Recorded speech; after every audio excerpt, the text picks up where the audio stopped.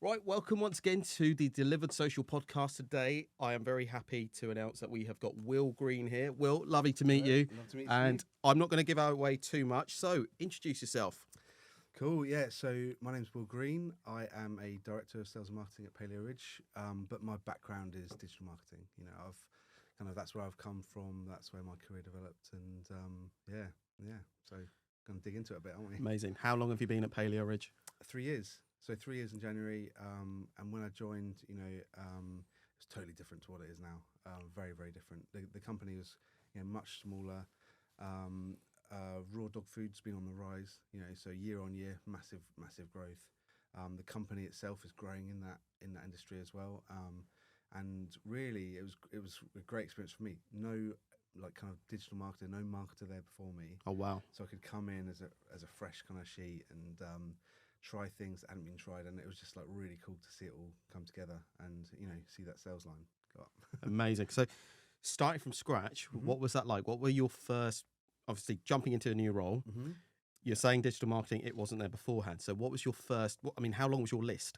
Well, no, that's a good point actually. So there was a list, and then there was a schedule and Gantt charts and stuff.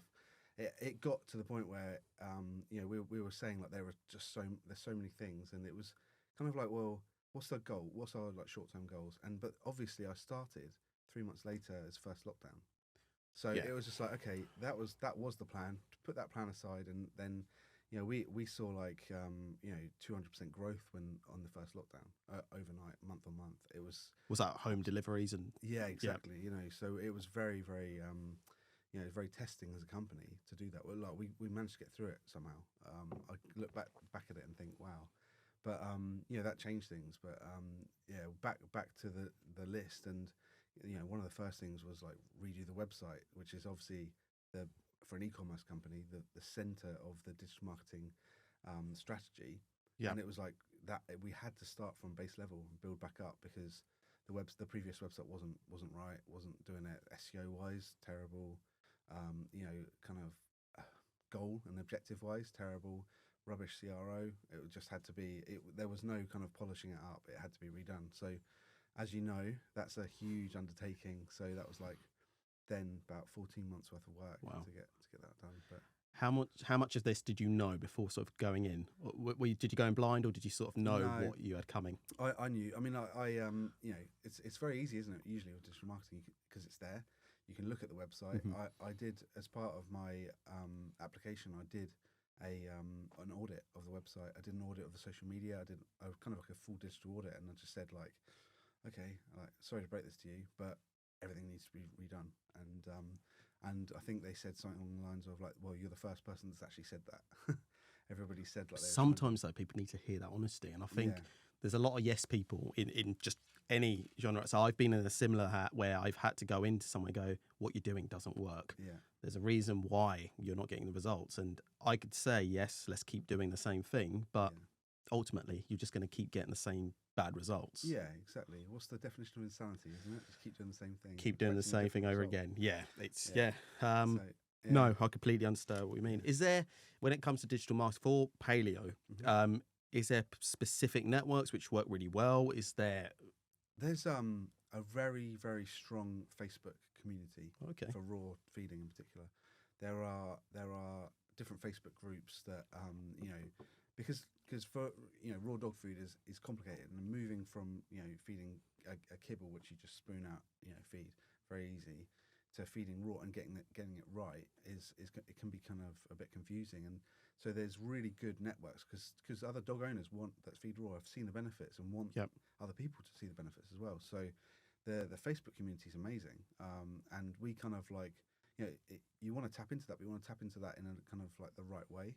You want to contribute to that and not just be taking away from that, if you see what I mean, like not exploiting that, as it were.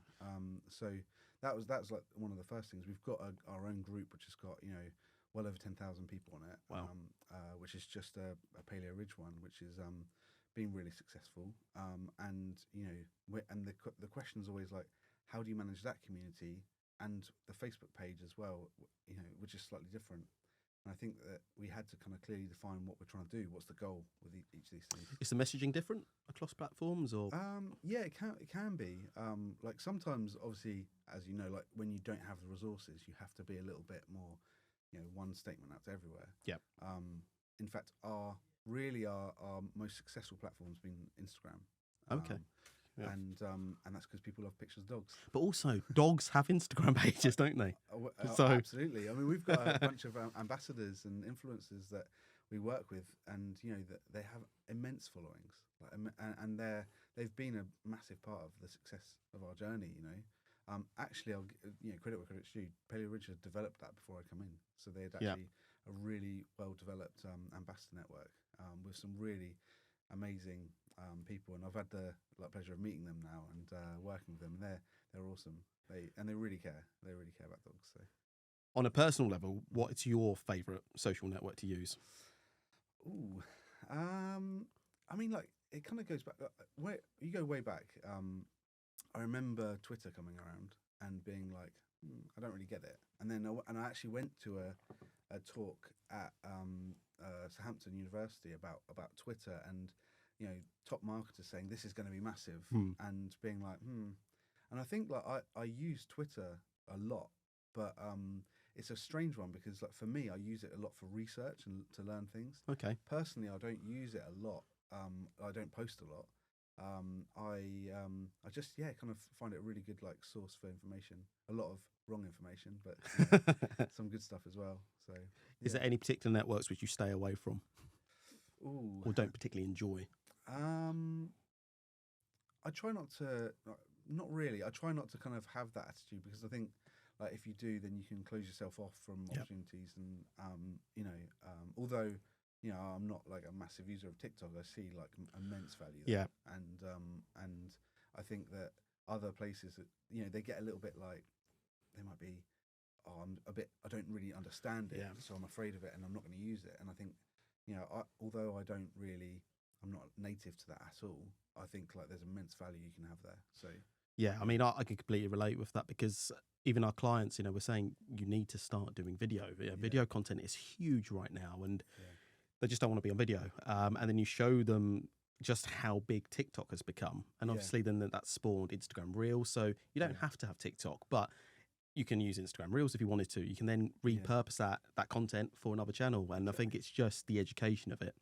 And just getting your brand out there. Yeah, absolutely. No, I totally agree. And we have done a lot of work on TikTok and seen great results from that. But it's interesting what works and what doesn't. We spend a lot of time planning out a video. It kind of does okay, and then you kind of do one off the cuff, like, and it does great. Someone's like, "Oh, can you just run down the stairs with a box?" And then like that gets thousands. And it's like, why? But it's that's kind of like for me that's a good thing, like because that you don't know everything inside out. Then you have to be open to doing and trying new things and learning new stuff. Yeah. So let's rewind. Let's go to the beginning. How did you get into digital marketing? Well, I mean, it depends how far back you want to go. Growing up, I was really into music, so playing in bands and all sorts. And if you go right back, it was kind of when I got into marketing was when I started promoting events. So we'd be doing events like with my friends. We'd have gigs, and nobody wants to play at a gig in a band with nobody there. It's of course. The worst experience ever. So it was about like how do you get people at the gig, and growing a following like that. That opens more doors because if you've got a following, more venues, will book you. So that was kind of like just marketing, and then digital marketing really came about when I was a tour manager for the Ministry of Sound. So wow, we were.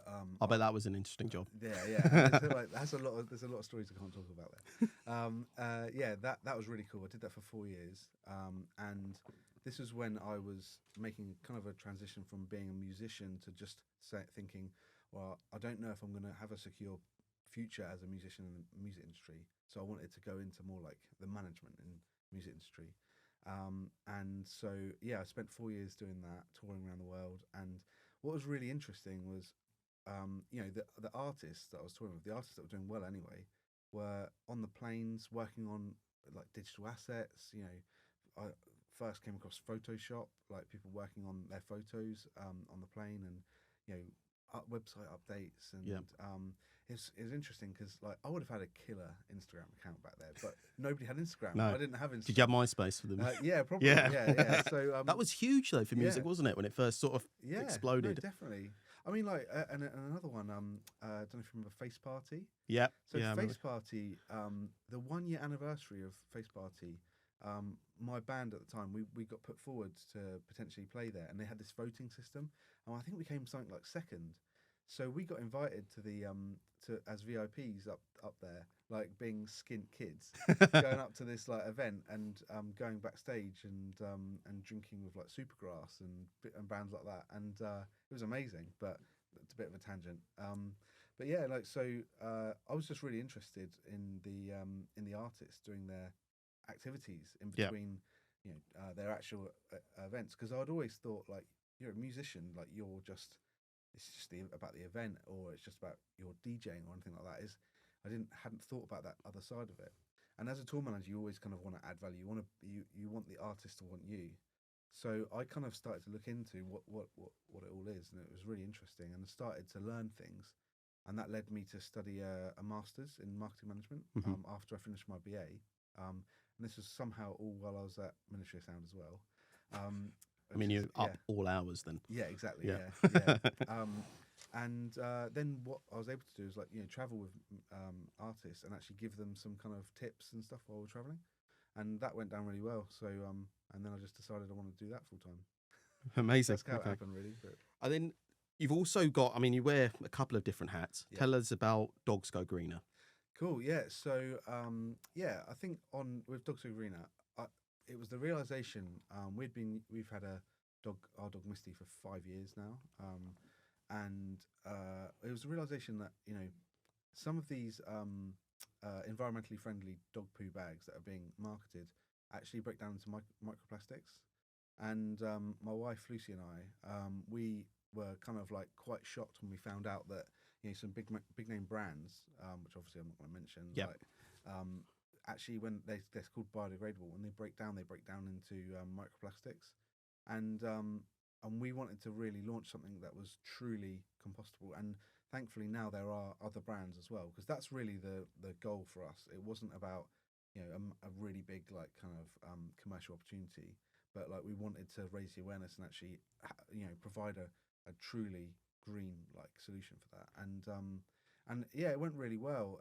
It was kind of like an interesting thing to get into, but a lot of people, we've got a lot of really good customers, but a lot of people, the problem is they're more expensive, and they say, well, I can get like 20 bags for £1 down at Poundland, and I'm like, yeah, but that plastic's going to be around forever. Yeah. I think a lot of it is all about education, isn't it? And like you said, raising that awareness that the reason they're more expensive is because look at the benefits, look at the long-term benefits. Yeah, exactly. And I think that's with anything. Yeah. I remember when plastic straws went, and suddenly we've got these paper straws now, which are absolutely horrible. No one likes to use them. Yeah.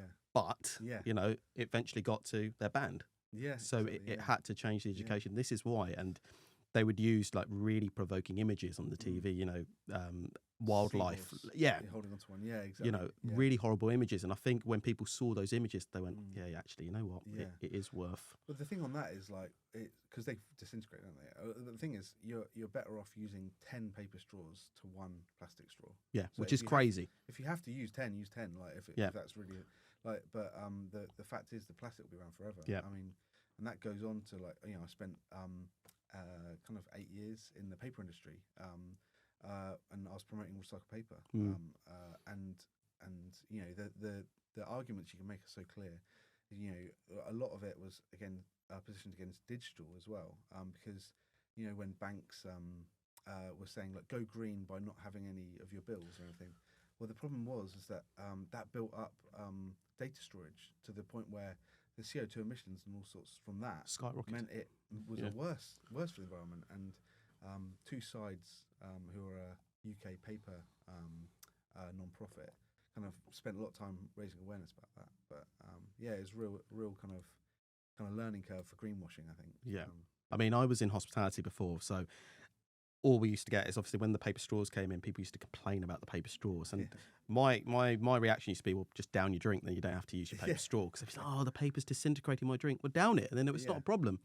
Neck it, and then it's fine. And then our profits went up as well. So there you go. It worked in that sense. So we have to touch upon it. We're going from dog poo bags, which then reminds me, you're a Southampton fan. I am. You are. Yes. What have you made about the season? What's gone wrong for Southampton this year? I think it's, obviously I'm gutted to be relegated, and I'm not on board with. There's an argument which I hate where people say like, we got into Europe, a couple of times in the last 10 years. So we'd qualify for Europe, and then we'd do quite badly. We get knocked out, and then people are like, oh, that's fine. We're knocked out. We can concentrate on the league. And I was like, to try and qualify for Europe, like that's bizarre. And there's been people that have said, oh, it's a good thing to be relegated because now we can have a refresh and stuff. And it's like to try and get back where we're right now. And managerially, like there's been some real issues. And I've just finished studying an MBA, so I did that for 3 years. And it's like interesting with that perspective, to look in at what's happened, like managerially. And you can't just chop and change like that. You can't have that different, that 1 minute you've got like one style of play, and then another style of play, and then like I don't know what, and clearly the wrong choices in managers at point. And it's a learning curve for the owners, I think, because they've come in wanting with a clear goal, trying to achieve something, but they haven't. They've been probably too focused on the long term by buying really good players who are going to be great in 2 or 3 years, but not great right now, or not able to keep us in the Premier League, let's say, which has then come back to bite us, But if we can keep those players, then probably we do have a bright long future. But I think it's always really dangerous, especially when you do go down to the Championship, because so many teams struggle. It's a hard league to get out of. Well, you just look at who's going to get relegated this season. Southampton, probably Leicester, and then Leicester's huge. Yeah, I mean, possibly Leeds, Everton. I mean, Everton go down. You would say that that you would imagine that all of those teams would get promoted again, but they're not probably. No, you never. And obviously, the confidence is bottom. It's completely gone. And you see so many teams who go down. I think was it the last time you guys went down? You dropped. A bit like Portsmouth. Yeah. When they dropped, that's it. It was free for all, and we went straight down to League Two, and it was almost game over. I know. Yeah. And Portsmouth again. I think it's the 7th or 8th year now in League One. Yeah. So it's not as easy as you go down. You're going to come back up. It's hard. You look back at because Nigel Adkins coming in at Southampton was just like a revelation. Yeah, he did great. Probably my favourite time ever as a Southampton fan. I've had the pleasure of meeting him actually, and he is like. I get that there's going to be a lot of Portsmouth fans, but I would definitely recommend following him on social media. His like managerial kind of perspective. He's so learned, like he's so. Well, I was going to say learned, but he's so like kind of educated in just managerial kind of strategies, and he is a great motivator. And I was like really gutted that we got rid of him at the time when we're in the Premier League, but we got Pochettino in obviously, and he was all right. But yeah, I think like he's probably my all-time favourite like Saints manager. So yeah. Yeah, I do remember Nigel Adkins, and I think he was League One Championship as well, wasn't he? Yeah, he did a great job, and I think I remember when he got sacked, it was a bit like, what? Is this this always on the cards? Get promoted and then get a big name in or whatever, but. Yeah. But Pochettino was like quite unknown, really. Very unknown. He'd come from Espanyol. He'd done okay there. He'd gone from a player to a coach to a manager there, and I mean he's doing right now, isn't he? Well, we'll see how he gets on next season at Chelsea. I don't think I'd like to have that job. That's an interesting one. Yeah. So for next season, Southampton do you think it is instant promotion, or do you think it's consolidation? What's the aim? I think like I said, we've got a lot of young players. And the problem I see is like, say, if James Ward-Prowse, local boy, Pompey boy, Pompey fan, it's like, apparently. But I think if he goes, then my real concern is like, because I'm very focused on leadership. You have your leadership as in the manager and everything, but you have to have leadership in the team. You have to have those key kind of motivators in the team. Then who steps up? Exactly. And I think that you kind of have to say who would be the next captain. and you'd probably pull that in from elsewhere, really. And there was talk of, like, say, someone like Connor Cody coming to Southampton or something like that, and you kind of say, well, would he come in and be the captain straight away? And do we need other leaders in the team? It's an interesting one, but that's kind of what I think.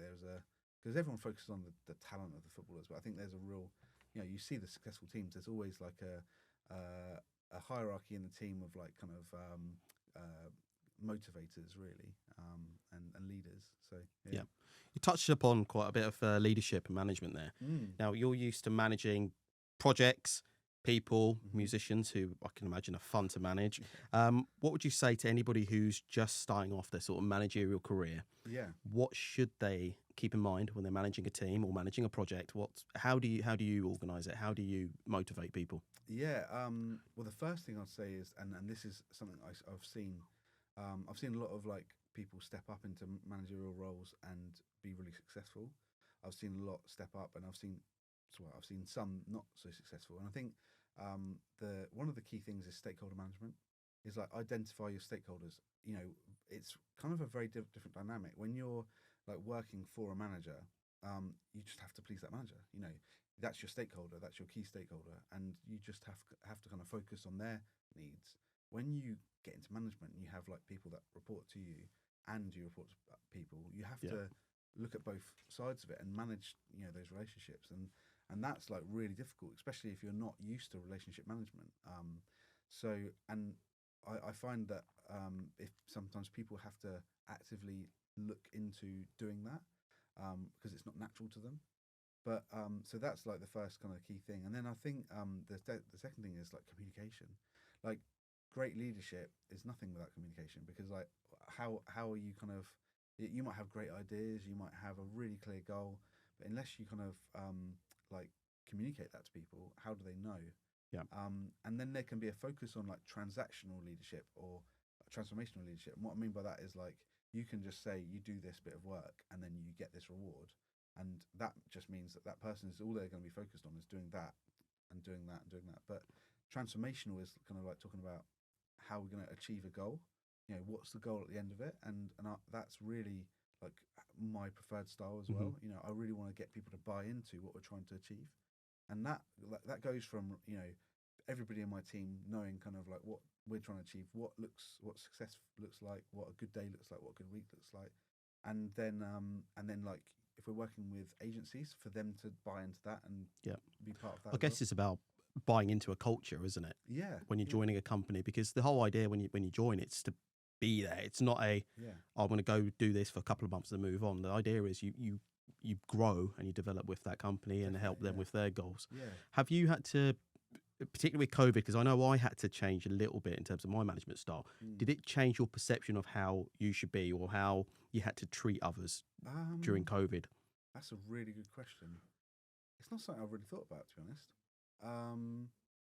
I think we're quite lucky in the way that, when because we are very much an office environment type culture, and when everybody was kind of split up, we would actively try and do a lot of things that would bring people together.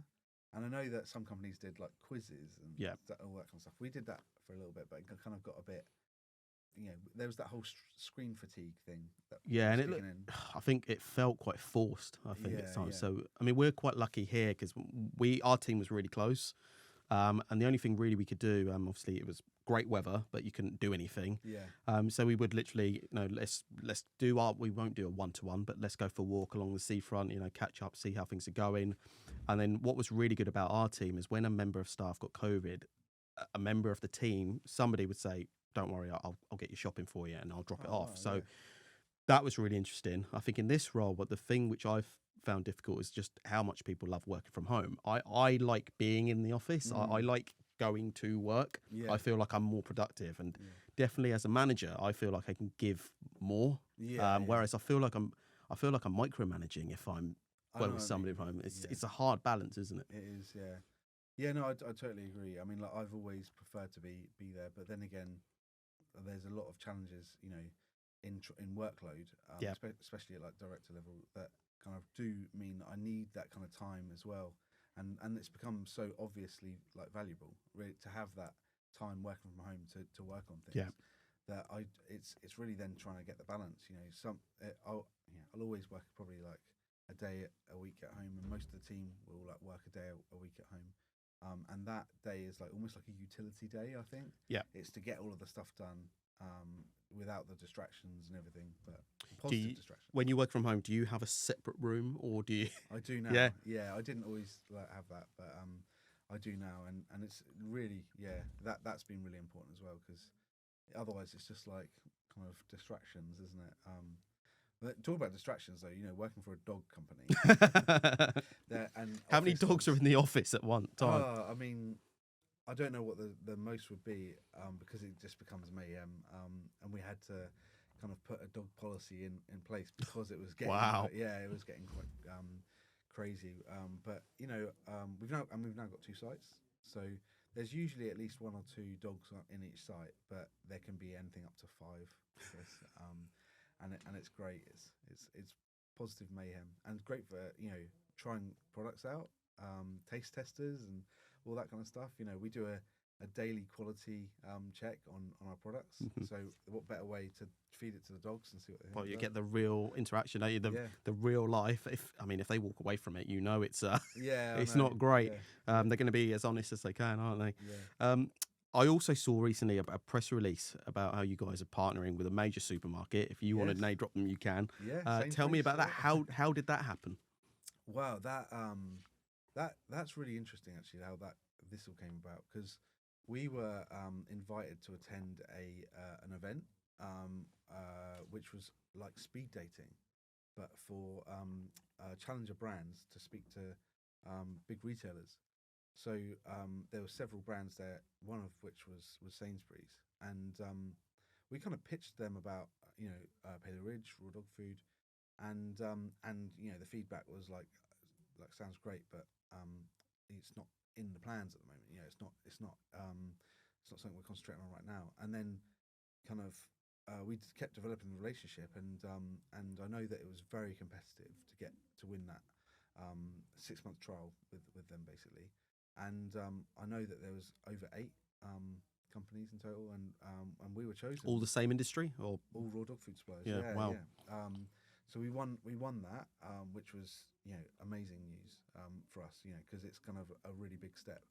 And I think one of the big things is about it's almost like a milestone, not just for us but for raw dog food as a whole, because it's been at points it's been like a counterculture kind of brand, or counterculture food type for dogs, because it's been marginalized by mainstream as being not what would be recommended in some senses, but it's more of like a naturopathic way of feeding your dogs rather than commercial.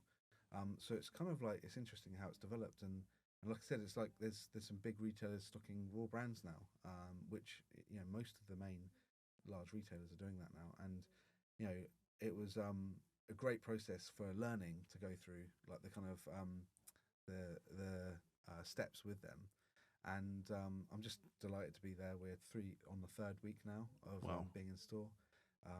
So far, very positive, and looking forward to kind of developing that relationship. No, I mean that's amazing. And do you think that will snowball into other retailers? Yes. Yeah. Yes. Fantastic. There's some stuff I can't talk about. Yeah. Not necessarily like high street retailers, but kind of other types of retailers that we're working with, and there's definitely opportunities that have come from it. I would say. I would say that it was because there's a lot of work we had to do on proving our quality and our from the technical department our processes that keep basically supermarkets safe from any kind of thing that could go wrong. The last thing anyone would want is a product recall, and we do a lot of work to make sure that would never happen. If it was a dog podcast, I'd go into it, but it's not that interested to marketers. But it's been interesting. I'll tell you what we'll touch upon, because you sort of spoke about competitors there. Yeah. When you're looking at competitors, I mean, do you look at them? Do you see what they're up to? Do you see when they steal your ideas? How do you guys react to that? Or do you just go, you know what, we're doing our own thing, we're just gonna... Yeah, no. So well, you have to. I think the say like for SEO, SEO instills kind of that you have to look at your competitors, because otherwise it doesn't matter what you do. What you do is always compared to what your competitors are doing. So like you might do a certain level of activity, and in some markets that might be fine, but in other ones that's basics. Yeah. You know, I know that stuff like insurance industry would be like one of the most competitive industries. So the level of SEO spend for a company like that would be so much different to like a dog food company. So from SEO, I kind of have a way of working and looking at competitors that I roll out across all of the different kind of channels and all sorts. You know? Obviously, you see it firsthand in PPC with Google Ads, social media. You can, and we track like some key metrics really for every channel to see the effectiveness, which results in looking at a kind of a cost per acquisition. And from the digital marketing side, you know, that's a clear focus. You have to know those figures, the cost per clicks, the cost per acquisitions, and you know, I like to report things in a way that looks at the reach first, obviously. So going down the funnel, reach, engagement, and then kind of like looking more on the website as to kind of the conversion rate and stuff like that. We have really good, we have a really refined way of working, but I'm always trying to challenge that, because I think if you just go, well, this has worked and it's always worked, that's where you're going to get stale, and there's going to be something else that comes up. So we've tried lots of other types of advertising that haven't worked. Yeah, but that's fine. I think that there's always, but not everything is always going to work, and exactly, I think I think that's important to know, because I mean, we obviously have clients and they'll have these outrageous ideas, and some of them be like, yeah, it's going to do great. Yeah. Some will be like, I don't know if that'll work, or they'll go, let's do SEO for a month. It's like, no, SEO is it's a continuous thing. You can't just go, I've done it now. It's done. Like you got to keep it up. So I think how often would you say you would look actively at your competitors? Is this a daily thing? Is it weekly? Do you follow them on social media? I even got in some hot water when I started, actually. So, you know, I'm all about learning. You know, I'm all about, you know, like I said, I've done my MBA, masters, I've done a BA, did a foundation in front end development, because I went into a meeting, I didn't understand what the developers were saying, so I was like, I better do something about that. And so I'm all about learning. And when I started, I followed like all of the competitors. I kind of went, I was like, if there's a raw dog food group on Facebook, I'm going to be part of it, anything like that. And I stumbled across one, and I didn't realize it was like a group around an actual competitor, and they like did this. So my first week they did a call out, and they're like, welcome to Will Green of Paleo Ridge, who's clearly come to try and see what a real raw dog food company looks like. And I was quite like, what? And then I started getting like hate mail on Facebook from it and all sorts. So yeah, sometimes it lands me in hot water, but I still probably wouldn't do anything different. I mean, that's crazy. I mean, we've had something a little bit similar. I mean, I've got friends before I went into digital marketing, obviously in marketing, and then suddenly I just dropped into it. And then, they just stopped engaging with me. They're like, oh, I can't believe you're doing this. Can't believe you stole our customers. I didn't steal your customer. They left you and then messaged me saying, can you help? Yeah, exactly. I didn't steal them. If you did the job properly in the first place, they wouldn't have come to me. And for us, like, we want to start a digital marketing forum, because it's such a, you know, I would quite happily recommend another digital marketing agency. I would say, you know what, those guys can do your PPC. They're brilliant, especially if it's some knobhead I don't want to speak to. Go speak to them. They'd be great. But I think it's all about creating those, because you'll just foster better ideas. Definitely. There's some things that we won't do as a company. There's some that other digital marketing agencies will do great. But you're always going to be look at TikTok. All their people do is regurgitate other people's content. It's all the same thing. Some just puts a spin on it. It takes back to the music industry, doesn't it? You know, like I think every generation complains about, oh, this song came out and ours is some rubbish rehashed version. It was kind of like, it's funny because I say that now. And my parents were saying that to me when I was listening to the radio, you know. So it's kind of like it's cyclical, isn't it? But I think the thing about specialism and digital marketing obviously has some real key like areas of specialism. It's all, I've always tried to make it my goal to know to improve the thing I'm worst at. So if I'm great at SEO, or at the time relatively great at SEO, then it might be content that I need to look at and trying to up my game on that and stuff. I've always done that, but now that I'm in the position as a marketer, it's more. I see that as more of like how I look at my department. Skills gap analysis, I think, like, it's something everyone should do if they're managing a department. Look at the areas that you'd like to do, and if there's an area you have like a clear gap in, you either have to choose not to do that and outsource it or work with a different company or something, or fill that gap by hiring. It's you can't just kind of go, I'm going to do everything with everybody. Yeah, I mean, in the ideal world, we'll all be all-rounders, but that just doesn't happen in a team. And, back to football, not everyone is built to be a leader. Not everyone could do those techniques. Not everyone has those skills. You have to build a team around, like you said, those gaps which you have. Well, it's become very apparent that not everyone can score goals. Yeah, that's very true. Yeah. So going back to sort of digital marketing, because you said you went through it, what do you think's changed in digital marketing over time? Obviously, AI is sort of come out now, which is becoming the big thing, which again can hit SEO. Yeah. But what would you say has changed majorly from the point when you started digital marketing to the point we're at now? So when I started, there was a lot less social channels. Yeah. It was all quite unknown. The analytics platforms were horrendous. And you think of like how far Google's come, so Google Analytics.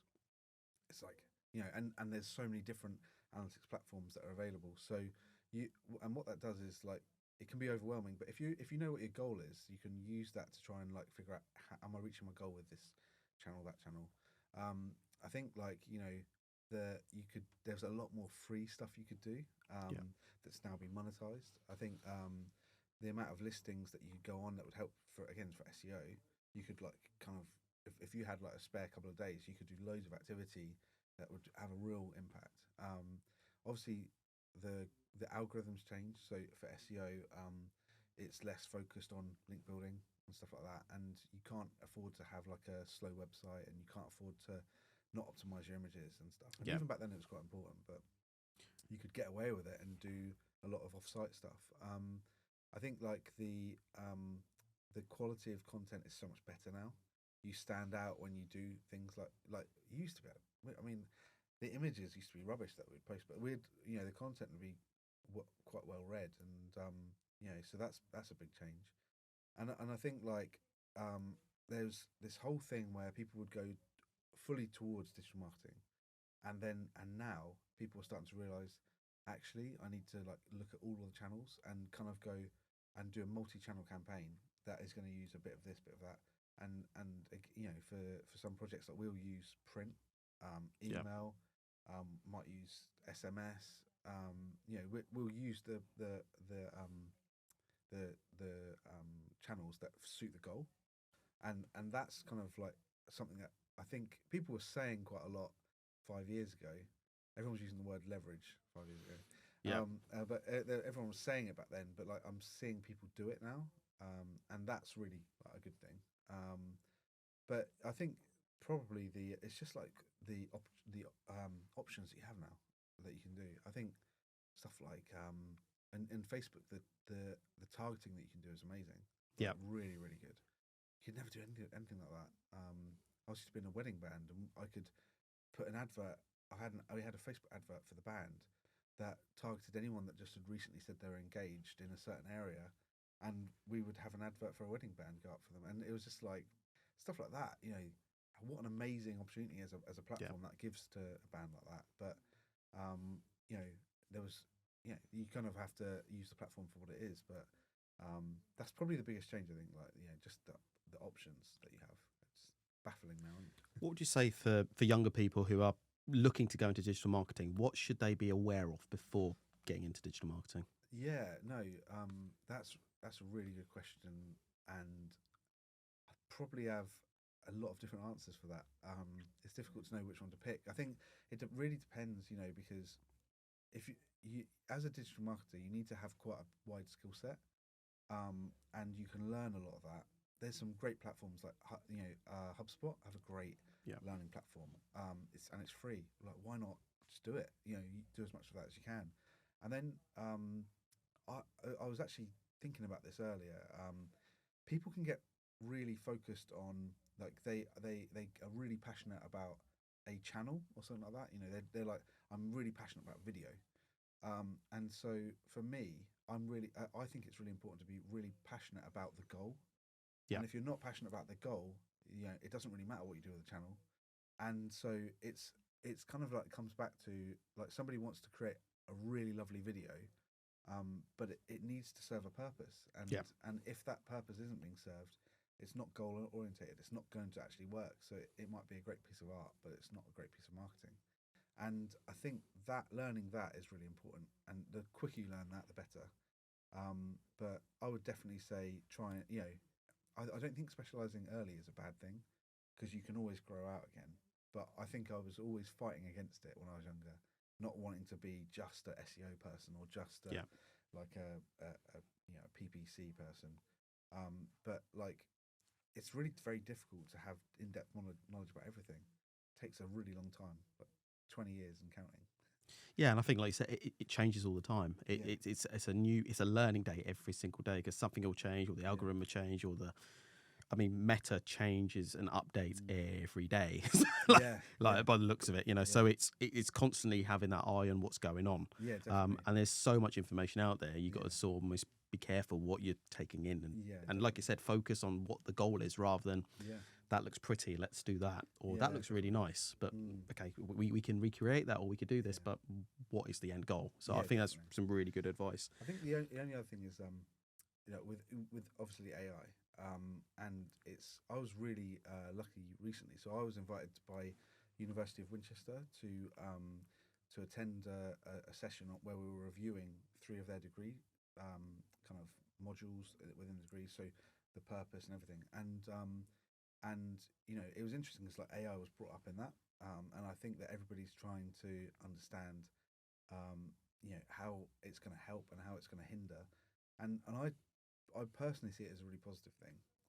I think, like I was saying before, you know, there's a project I'm working on for the future that we wanted to have like a bit of a fun element to it. So we got AI to write like a rap for it, and then we went on Fiverr, found a rap artist, and somehow convinced them to do this, like do a song for us, all written by AI.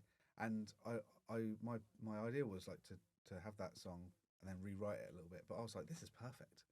It's perfect. But then I've used it for other things, and it's not perfect. You know, it needs a lot of work. It doesn't understand nuance. It doesn't understand like tone of voice to customer. And I think that if people use it just as it is and don't do anything, you know, firstly, it's going to be rubbish communication, because unless they're very lucky, it will just be kind of generic. And secondly, they're not going to develop their skills as a marketer.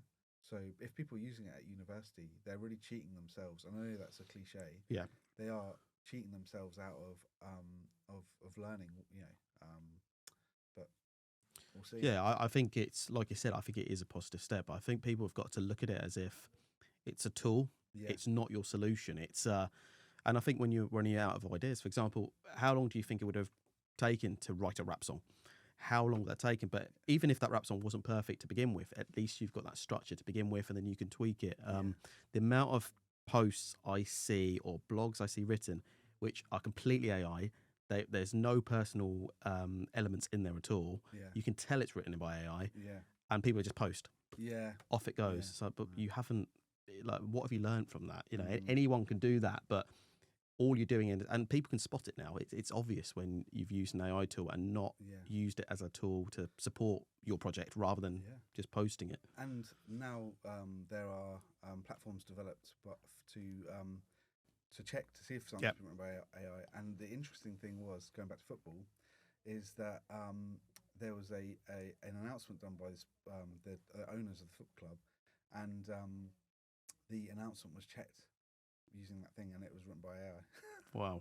Yeah. I mean, as a fan, that's pretty disappointing. But yeah. I mean, it's crazy. Right, so obviously we're touching upon your music career. Yeah. If you could go back, what band would you manage and why? Ooh. So when I was at Roadrunner Records, I didn't manage any bands, unfortunately, because I was like as junior as it gets there. but I got to work with bands like Machine Head, Slipknot, Stone Sour, and I having been in metal bands and stuff myself, it would be a metal band. So I don't, a random one. There's a guy called Devin Townsend, and he's kind of known as kind of like a complete musical genius, really.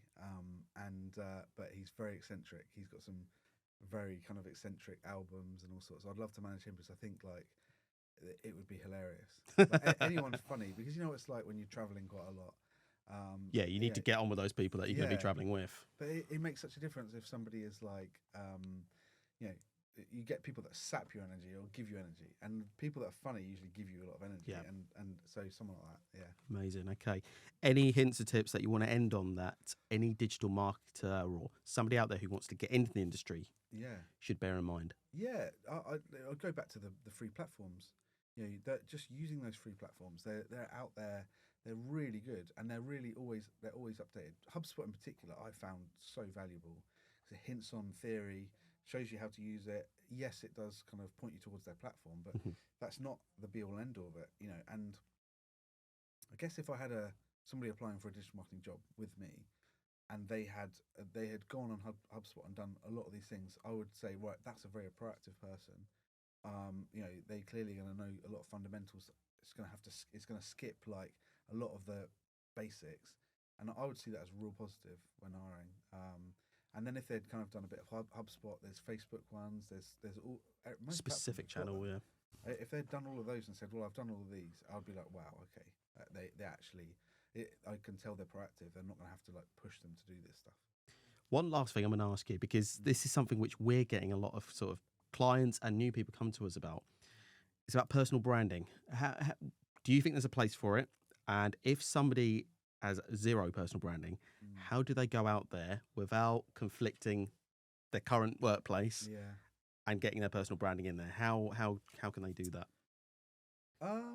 So I do think that depends on the role, because so for a designer, and we've hired designers in the past, and in different companies and all sorts. I think it's interesting when you get a CV from a designer that's very basic and plain, because you kind of think this was an opportunity to show your design. Show it this off. is a bit of marketing collateral for yourself, and so it's kind of like, well, that's that you could have done something there, and you haven't, and that's a missed opportunity for me. But then if you're hiring kind of like a technical role, I don't think it really comes into it as much, because it's not so that kind of quality, that kind of branding quality, and the artistic side isn't really as kind of important in that role. So for there, it would be like kind of like experience or like education. If they've done a particular course that's very, very relevant for that role. But there's obviously a grey area in between. Yeah.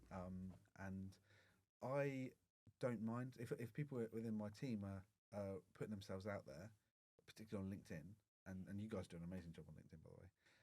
But if people put themselves out there on LinkedIn, I actually see that as a really good thing. I'm not threatened by that as that they're looking for something elsewhere. I think that's like that's a communication channel on a B2B basis that will hopefully make other people want to work with us.